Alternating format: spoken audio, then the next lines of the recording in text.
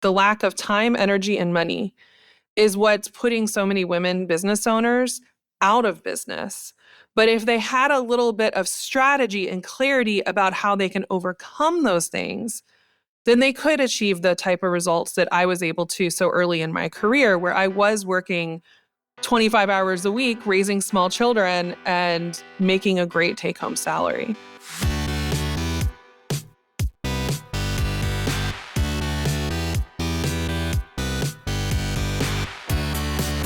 You're listening to The Successful Bookkeeper with your host, Michael Palmer. Listen each week as inspiring guests share their secrets of success to help you increase your confidence, work smarter, and build a business you love.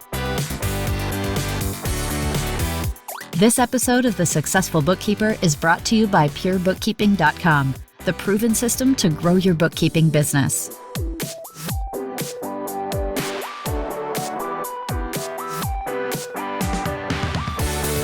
Welcome back to the Successful Bookkeeper Podcast. I'm your host, Michael Palmer, and today's show is going to be fantastic. Our guest is the owner of the CEO Collective and host of the Promote Yourself to CEO podcast, Racheal Cook. Welcome to the podcast. Thanks so much for having me, Michael. I'm excited to be here. Well, it's great to have you. And for those of our listeners who have not met you or know of you, can you tell us a little bit about yourself leading up to what you're doing today? Oh my goodness. Well, I have been a small business owner for 15 years, but I've been consulting and working with small business owners my entire career. And my journey started as I think a lot of others does. I went directly from getting my MBA into the world of consulting, and then quickly proceeded to burn out of the traditional consulting path. If anybody knows people who work in the world of consulting, you know it's like 80 hours a week. You're living out of a suitcase, spending a lot of time putting together spreadsheets and slide decks. But I got to the point where I actually had a medical crisis and I had to leave that work because I physically could not do it anymore. And it was kind of by accident that I decided to go ahead and start a business. I always thought I would start a business, but I was recovering from my medical crisis. And basically what happened was my yoga teacher at the time, who I was spending a lot of time with, looked at me and said, I know you don't want to go back to your consulting career, but I need help. Do you think you could look at my business and see if you could help me turn this around? And for me, it was a light bulb moment because while I had been working with small and medium-sized businesses before, I realized there was this whole world of owner-operated businesses who didn't have access to someone like me with my background who understood business strategy, who understood marketing and sales and operations. And so that kind of kicked it off. That was 2008 when she asked me that very, at the time, innocent question, do you think you could help me with my business? And it kicked off this whole journey of me working closely with women-owned small business owners. So that's how we started, was a health crisis making me leave a career, but then realizing I could take my skill set and apply it to small micro businesses that I really love working with. Very cool. Well, it's an interesting story and sounds like you've moved yourself into a position where you're doing some valuable work for the world, which is exciting. Turning something that's not great into something that is for your life and for the work you do. You help eliminate entrepreneurial poverty for women. Yeah. Tell us about that. Yeah, I remember there was this point I was invited to come talk to the U.S. Chamber of Commerce in D.C., like the big Chamber of Commerce in the old historic building. And I was on this panel and they were asking me about how I was running my business. And I shared a couple things that kind of got people going, are you serious? Is this woman for real? And I shared I had, at that point, 3-year-old twins and a 1-year-old. I was working 25 hours a week. My business was paying me a multiple 6-figure salary take home. And my husband had just left his job as a teacher to be a full-time stay-at-home parent. And this was around 2014. And I could not leave the room after I shared those things because they were like, what are you talking about? Like, how is this even possible? And what I realized when I left, I started digging into the research because I'm a I'm kind of a nerd. I want to know the data. I want to know the research behind things. So I went to the Women's Business Center at the Chamber of Commerce, and they gave me some data that really shocked me. The biggest thing that shocked me is that only 12% of women small business owners make over $100,000 revenue, top line, in their business every year. The next thing that shocked me was only 3% hit $1 million in revenue. Wow. And I looked at that and I was like, oh my gosh, like, no wonder so many women business owners churn out very, very quickly. You might hear often like a lot of businesses close, 80% of businesses close within the first couple years. Well, there's a reason, because they're not making enough money to get the support they need. And it just creates multiple layers of entrepreneurial poverty. So yes, there's the financial side of it. It's literally not making enough revenue to make sense. And I come across women all the time who are working so many hours, but then if they were to figure out their like hourly rate that they're earning take home from their business, it's like they want to cry because they're basically making nothing. So that's one level. But when you don't make enough in your business, you can't afford to hire support. And if you can't afford to hire support, then you're the only one moving your business forward, which leads to the next level of entrepreneurial poverty, which is your time. You have no time for anything else. And the research shows that the number one reasons why most women start their own businesses is because they need freedom and flexibility. Because a third of us are caregivers for children. Another third of us are caregivers for elderly adults. A third of us have chronic health conditions. So there's like all these things that women are wanting more flexibility and freedom, but because their businesses don't generate enough revenue, they can't hire support. So they're working all the time trying to keep the business going, and they're ultimately not getting the freedom and flexibility they wanted. And all of that in the last few years, especially, like since the pandemic, we've seen the impact of how our economy depends so heavily on the unpaid labor of women at home, in our communities, across the board.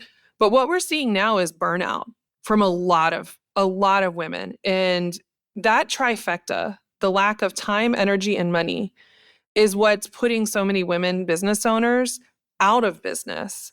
But if they had a little bit of strategy and clarity about how they can overcome those things, then they could achieve the type of results that I was able to so early in my career, where I was working 25 hours a week, raising small children, and making a great take-home salary. We'll get back to the interview right after this word from our sponsor. As the hustle and bustle of tax season starts winding down, it's time to celebrate your success. On May 30th, our friends at Sage are throwing you a party. Join us for an exciting evening at the Loft on King Street in Toronto to celebrate the launch of a new product called Sage for Accountants. Meet colleagues, enjoy free drinks and food, experience amazing entertainment, and best of all, get a chance to win an evening at the all-inclusive Blue Jays Suite. Spots are limited, so make sure you secure your tickets today by heading over to the show notes and clicking the link to sign up. It's a party that you don't want to miss. Thank you for hearing from our sponsor. Now let's get back to the interview. Very cool. What a story. And why do you think they're in the situation that they're in? Oh my gosh, so many things. Mm-hmm. So many things. I think one of the biggest things I see with, especially the women that I work with, a lot of, there used to be all this messaging around, just follow your passion, follow what you're interested in. But now we're seeing a shift in that, because following your passion, honestly, isn't always enough if your passion doesn't match what people actually want to pay for. That's right. None of us are out here getting paid just to do whatever it is we want to do just for for existing. We all have to provide actual value in some way. So I think that's the first thing, is making sure that what you are offering in your business is actually something that not only people want to pay for, but people want to pay you well for. So a great example of this, I've had quite a few clients who I've had to help them shift what they're doing, because they were trying to talk to an audience that could not afford to pay them. Literally, they wanted to do this work that they had in mind, but they were going after college students, or they were going after people who had no disposable income. And they were like, well, why can't I make enough money? I'm like, well, you're selling to people who have no money to spend. So we need to not just be thinking about our passions and what we love doing. We need to match it with people who can afford to pay us and happily afford to pay us. And we need to make sure that we are offering something that is valuable enough to be paid well. If we're offering something that's like just a nice to have, you're going to really struggle with sales. But if you're offering something that becomes in your potential client's mind, like, this is essential, I need this, that's where everything changes, because then you're no longer trying to convince people they need to work with you. They're like, the minute they hear that you do what you do, they're like, oh, that's a no-brainer. I need that. And I'm happy to pay for this solution that you're providing me. Yeah, so true. And I've seen it myself. Uh, even in the bookkeeping industry, choosing a narrow niche that don't have the resources to pay what's necessary, and so that leads to just long-term problems. And so I guess it's kind of like combining.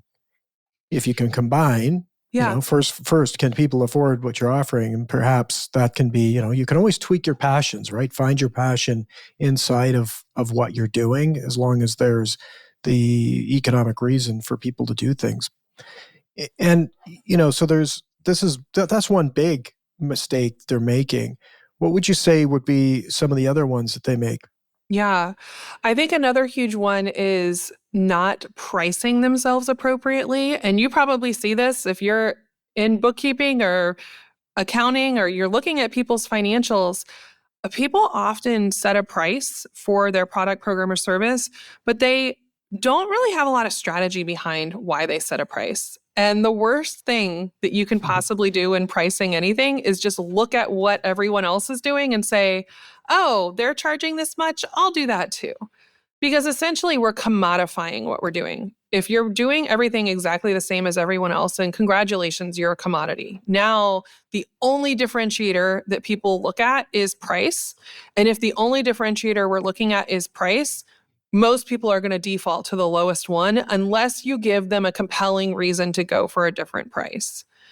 So I'm often, especially at the point where a lot of my clients come to me, it's where they start realizing, oh, I actually want to hire a team. I can't do this whole workload by myself, but they haven't built a team into their pricing. They haven't built a real paycheck for themselves into the pricing. They just kind of pulled a number out of thin air and didn't crunch the numbers to make sure that not only would it make sense that math actually works for them to get paid well out of this, but that they have the math in their pricing model that allows them to hire additional people on their team, have additional people working with their clients, things like putting their marketing expenses and considering that with their pricing. Like, a lot of people don't know what it costs to acquire a client. All of those things have to inform your pricing strategy. And it's really hard to outwork a really low price point where you're underpriced and overworked. Yeah, you got it. It's interesting, and we'll talk a little bit about that, and I'll share some stories. Is This is like 10, 15 years ago, but the ones that come up when you were speaking about it is, I was making $25 an hour, and then I decided to go into bookkeep. So as a bookkeeper, I was making $25 or $20 an hour, decided to go into business for myself. And imagine this, I could get paid $25 an hour, the same as what I'm making now, and not have a boss and be able to work from home and have all of that freedom. And on paper, quick math, it's like, yeah, that's a great improvement for someone, right? But then all of those things that you listed, the future of a team, the other resources that are required to run that business, it quickly goes from, you just become a slave to something else, which is your mortgage company, right? And that can be even more stressful. The other one, bang on what you said, is I was talking to one woman. I said, well, how did you set your pricing? And she said, well, I called up all the people in the market. I pretended to be a customer, like a secret shopper, and asked their price. And then I did an average, like they're out. It's like blind leading the blind, right? Those people all are making a mistake in terms of how they're pricing. And now they're going on and making the same sort of mistake. So that's a huge one. It's huge in this industry. Definitely there's been improvements, lots of education and people talking about it, but it's a tough one for people to overcome if they've put themselves in that position and get locked into that place out of the gate. Well, because you have to rethink everything you're doing. So, for example, I had a client who was working with me for a couple years, and she started as a bookkeeper and accountant. And by the time she was done working with me, had completely flipped her business model around. And the reason she ended up flipping her business model around is when we dug into her numbers, I realized her average client was paying something like $300 a month, $300 to $400 a month to have her as bookkeeper and accounting. But when we looked at how many clients she really needed in order to achieve her revenue goals, it was not feasible. Like literally, there were not enough hours in the day. And then we kind of broke down who are the clients she's working with and what are their real needs. And this is another thing. If you're just pricing based on what everybody else does, and if you're just pricing based on an hourly rate, which can get very tricky very, very fast, instead look at what are your clients' needs. And she realized she had a couple clients who were small businesses that were already making millions every year in revenue. And there were a lot of things she saw because she was in the day-to-day of their books and their numbers and filing their taxes. She was like, there's a lot I could help them with here that they don't even realize I could help them with. And it took months for me to convince her to go approach some of those clients and say, hey, what about we work together in this new way where I'm working as a strategic partner and I become your CFO, essentially, for your business. Suddenly, she took just a handful of those clients from being $300 or $400 a month to about $2,000 a month and provided them with so much more support because now she could proactively look at their strategy. She could proactively help them research tax strategies. She could proactively help them look at their cash flow. She could proactively help them plan hiring more people. And that's really hard to do if you're in a $300 a month just for bookkeeping and end of the year tax filing, right? That's right. If you're going to partner with people in a more strategic way, that's a lot more work. It's a lot more research, but it's a lot more valuable to a small subset of your clients. So that's something I share this story because I think for your audience, this could be a game changer to hear. Like, what if you could partner with not all your clients, but a handful of clients in a way that is super high value to them, that is going to be proactive and now not be an expense for your business, your clients. They're not thinking you just as, oh, I'm just paying bookkeeping because I have to do bookkeeping. They're thinking of you as a strategic partner. You're now part of the growth team.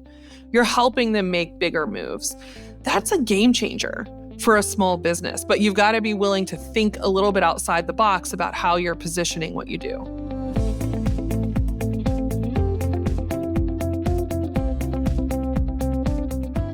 Absolutely. And it only takes one. It just really starts with one. And if you can just get one, then I guarantee every person that gets the one is going to want to they're going to want to make their business about that.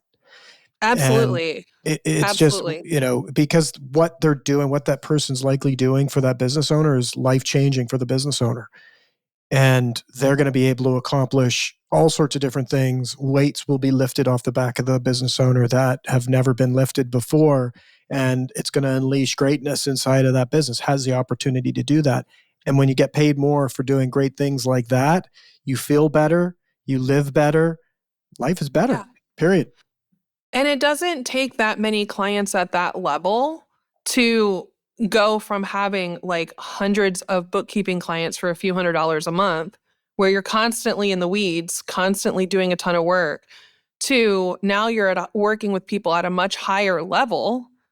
You end up with the shift there in the volume of work is incredible, simply because you only need maybe 20 clients to have an incredible month every month. And once you get clients like that, they want to stay with you forever too, by the way. So we're not just talking about Mm-hmm. a one-off, thing. We're talking about people who are like, oh no, you're my person and we're going to work together.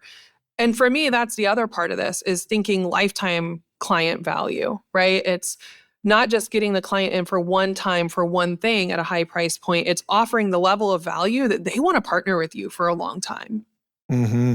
Yeah, beautiful stuff. And the thinking behind it too, if you go into just the numbers of it, is that you're working with less potentially, getting paid more. And so you're also looking at converting existing customers who already know you, and you can expand from within your client Yeah. base versus going out and looking for new people. Start there and escalate people up the value chain, and life gets much better that way as well, because you're not having to find those clients out of the gate. You're doing more revenue with less clients, and so it really does lead to a much different model. And I guess that's what you were talking about, where she actually Yeah. flipped the model of what she was doing. Yeah. And I think this is where all of it comes back to. You have to be willing to think a little bit differently about your business. Because when we know from the research that the vast majority of small business owners are not making enough money, they don't have enough time, they don't have enough energy. If you go follow what everybody is doing, you're going to get the same results everybody got. Mm-hmm. So we Mm-hmm. need to think very differently. And when we're thinking very differently, especially if you're on the financial side of, bookkeeping, accounting, et cetera, to me, the biggest thing you can do to be different is think about what is it that my clients need that I can proactively provide to them? How can I be that person who is always thinking ahead of what my clients need so that I become invaluable to them? If you went and interviewed, this is another thing I tell my clients all the time, go talk to potential clients and ask them, what is your greatest frustration about working with a bookkeeper, working with a CPA? They're going to tell you a lot of the same things. They're very reactive. They don't give me any information that I can use to do planning. They don't give me any information I can use to do strategy. I feel like there's so much I don't know, but they're not telling me anything. And so a lot of times in this space specifically, it's like the more proactive and strategic you can be, you're instantly going to set yourself apart because most people aren't doing that. They're just reactively letting stuff come into them instead of proactively saying, oh, I see you're growing over here. What does the hiring plan look like? How can we reduce taxes over here? How can we help you build your own wealth? What about acquiring another company? Those are strategic level decisions that are going to be so much more valuable to your clients, but it requires thinking differently and getting outside of what probably 90% of the other people in your niche are doing. Absolutely. And that exercise of just interviewing other potential clients, anyone that's a business owner in this industry, you just have to, it's not hard. You just walk out the door. There's business owners everywhere you look. Yeah. Have a conversation with them.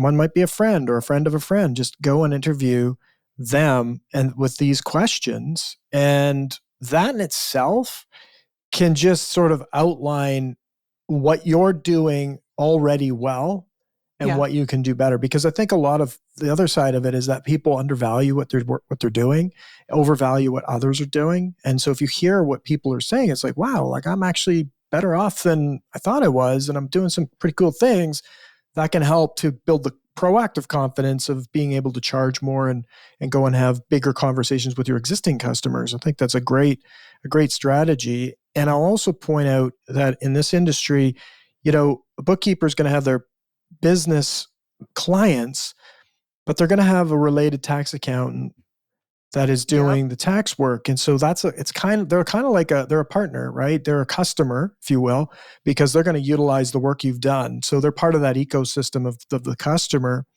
And interviewing them. I mean, I've talked to so many accountants about bookkeepers and their frustrations and things that they're looking for. And if a bookkeeper were just to ask a few accountants about what they need and what's not working in that relationship, it would blow their mind at how valuable they can be to that partner. which And again, I love that you brought up partnerships, because I think this is another thing that a lot of us don't proactively consider, is the value of aligning ourselves with other people who are serving a similar type of audience, a similar type of client. So if I were a bookkeeper, there are people I would want to have relationships with where I was meeting with them probably once a quarter, if not once a month. I would want to have the CPA, I would want to have the tax attorney, I would want to have a real estate agent, I would want to have an insurance agent, I would want to have retirement experts, financial planners, I'd want to have my business attorney. I'd want to have all of those, maybe people who buy and sell like business brokerages. I would want to have those people, like, I was about to say on my Rolodex, on my speed dial, the but digital Rolodex, that's the okay. digital Rolodex, because, the thing is, if you align yourself with other people who are all serving the same type of clients, those clients are coming to them for recommendations all the time. Who do you know is the most powerful phrase for small business owners. Who do you know who does this? I'm constantly asked for referrals to all sorts of different types of small business service providers. And I keep a running list, because I know this is one of the ways, one, I can build value and build relationships, but it's reciprocal, right? Like when I send somebody a client and I'm doing a little introduction email, hey, so and so, I think you need to know this person. That is a game changer for their business, to know that they now have a referral partner who's going to send them, I don't know, a dozen of referrals a year of people who are highly qualified. That means you don't have to waste your time on a million different marketing tactics that don't work.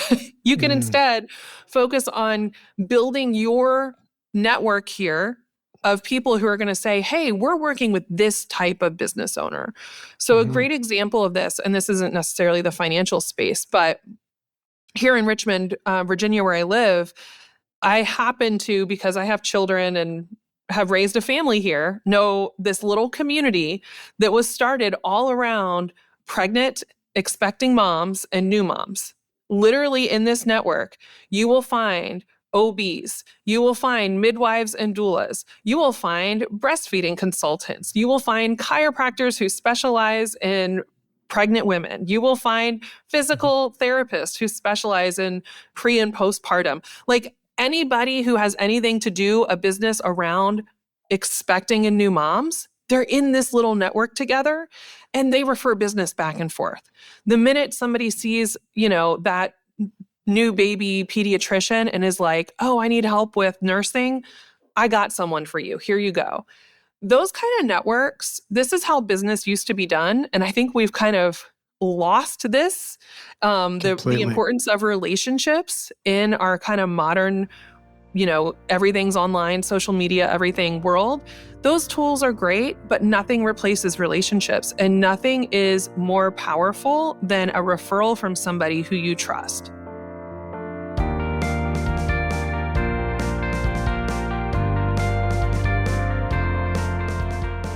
Absolutely. And it comes up often. We talk about it. I love it.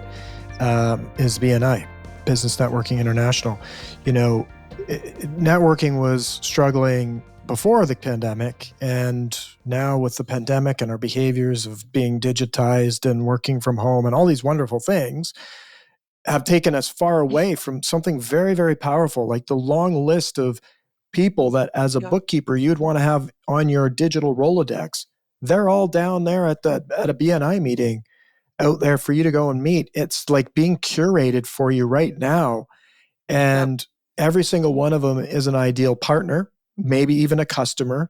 But meeting somebody face to face like that is really powerful. And it's one of those things, though, that people, it takes time and you have to commit to. It's like if you're going to run a marathon, you can't just say, I'm going to run a marathon. Well, you could. It probably hurt a lot, maybe even worse. But to really do it well, you'd have to train for it for a while. You'd have to stay committed and do the ins and outs, eat well, build up your distances and all that good stuff. It's a long play. At the end of it, though, you get the payoffs, and that's a piece that I think you've said it well with the the Expecting Mothers community, if you build and nurture that community, you won't want for work. No, you never will. And I think it's something that makes me a little crazy is just how people seem to have replaced real relationships with a very like transactional approach to business. Because every business owner I know who is thriving and they're in year, 5, 10, 20 of their business, it's because of the relationships that they've cultivated over the years. And so, yes, if you're in your first few years of business, you might not get all of your business from, networking and meeting people. It's going to take time to build and cultivate that network. But if you do great work, if you provide incredible value and you're looking at how you can be a strategic partner to your clients, trust me, that word will spread. As soon as you start leveling up the way you're thinking about your work, they will talk about what you're doing. And it'll be even easier for you to go into that networking room, whether it's BNI or your Chamber of Commerce. I'm on the board of NABO, the National Association of Women Business Owners. Like when you're able to say, I own a bookkeeping firm, but what we really do is strategically partner with our clients to help them see how they can better manage cash flow and grow their business without stressing about the numbers. People are going to be like, I need to hear more about that. Totally. There's so much opportunity for education, and just listener, just write down what Racheal has just said and put it into your speech when you go meet people, because it was said very well, and that will be a game changer. I think about it all the time.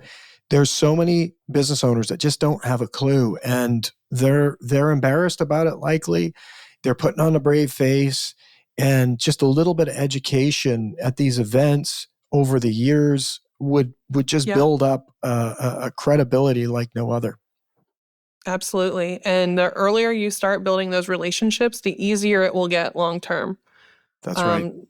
Because I know every person I know who's been in business for at least a decade for themselves, they can sit down, and if I had to be like, I need to make a list of 25 people I could reach out to and say, hey, I have availability for clients in this way. It's no problem. I know more than that number of people, and they all know me well enough to be able to say, oh yeah, let me send you so-and-so. That's a game changer. That's how now we're building a system where you can tap into clients on demand. It really feels like that. But that's the power of having great relationships and just thinking differently about your business instead of just, I'm just a bookkeeper. No, I'm a strategic partner. I'm part of their growth. I'm really providing incredible value for them. Absolutely. Racheal, this has been fantastic. And I'd love for you to share some of the resources you might have available where people could get to know you better, and maybe take advantage of some of the programs you offer. Please let us know. Yeah. I mean, you can always find me over at my website, theceocollective.com. But I encourage everyone to go check out my podcast, Promote Yourself to CEO. If you've enjoyed our conversation today, you'll probably enjoy my podcast where I talk a lot about the big picture strategy to grow your business sustainably without more hustle or without burning yourself out. And I have new episodes going out every week. It's my favorite way to share a lot of value with everyone. Wonderful. Well, I want to thank you for your generosity and coming on the show and sharing a little bit of your knowledge with us today. It sounds like you have a wealth of experience and advice that you can share on your podcast. So I hope our listener will do that. But thank you. Thank you for being on the podcast. Well, thank you so much for having me. It has been our pleasure. And with that, we wrap another episode of the Successful Bookkeeper Podcast. To learn more about today's wonderful guest and to get access to all sorts of valuable free business building resources, you can go to thesuccessfulbookkeeper.com. Until next time, goodbye.